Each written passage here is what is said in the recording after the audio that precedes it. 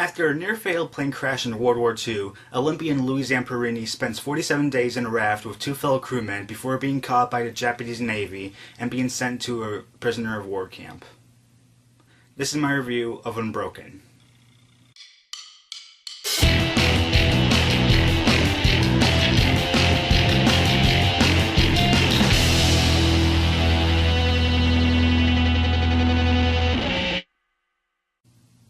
This is Angelina Jolie's second movie that she has directed. I didn't see the first movie that she directed, which was called A Land of Blood and Honey or something like that, because it came out in 2012 and it was in limited release and I didn't really want to see it anyway. But after seeing the trailers for this movie Unbroken, I was really interested in seeing it and to see what her directing style was.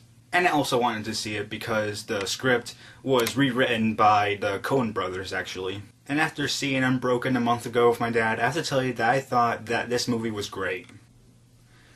The good points. What I liked about the movie the most was the performance by Jack O'Connell, who played Louis Zamperini. And there's two reasons why I liked Jack O'Connell in the movie, because he was committed with his role, and he had a lot of good acting scenes. For his commitment, he bulked up a lot for this movie, and he lost a lot of weight for the movie. And once I saw Jack O'Connell from top physical shape to as skinny as he possibly could, it was like, oh my god, he's really committed with his role. And like I said, his acting was great, especially with the scenes when he was a prisoner. And as for other people that stood out, the Japanese guy that was running the POW camp where Louis Zamperini was in, he did a good job as well, and his name is Maevi, I think. And I knew nothing about this guy, so I researched him, and I found out that he's a huge star, sort of, over in Japan.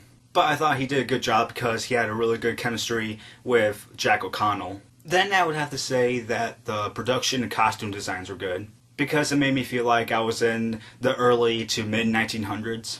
Another good thing about this movie would have to be the writing, because, like I said before, the Coen brothers rewrote the script. And I can't remember who wrote the script before the Coen brothers did. But either way, the writing was great. Because the story seemed to focus on the most important moments of his life during this time frame of his life. The makeup is another aspect done well in this movie, and once you see the movie, you'll know what I mean. And like I said before, this is the first movie directed by Angelina Jolie that I've seen. And for her directing, I thought it was good. And that's one of the main criticisms about this movie, which was Angelina Jolie's directing. And I understand why critics said some things in some spots, but it's like, I don't really understand why people are hating on her directing, because I thought overall her directing was good. The movie was definitely shot well, and I believe this movie is up for Best Cinematography, and it deserves that nomination in my opinion from the movies I've seen this year. And the only other two things that I have to say that were good about this movie were most of the editing and the sound design of the movie. The bad points.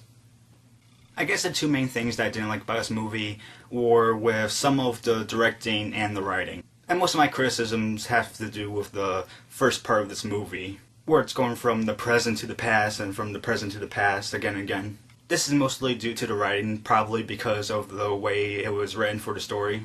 Because I didn't really understand why the story had to be in the present at first and then go back to the past. I think it should have started with the past and then go into like chronological order. Because from going from the present to the past, it didn't really add anything. And by add anything, I mean character development-wise, or story development-wise. And as for Angelina Jolie's directing, I think the main problem with her directing was with the first part of this movie, when it was going from the present to the past. And I think she should have improved her directing with the scenes around this part, because the tones felt weird when it was transitioning from the present to the past, and back to the present, and then back to the past.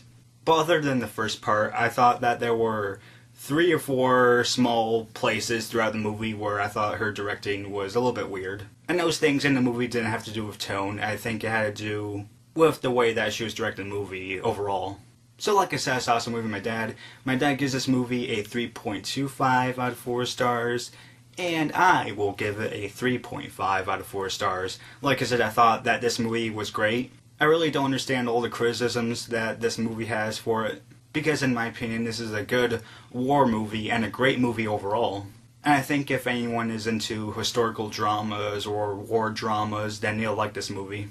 So that's my review of Unbroken. Hope you guys liked it, and other than that guys, that's it.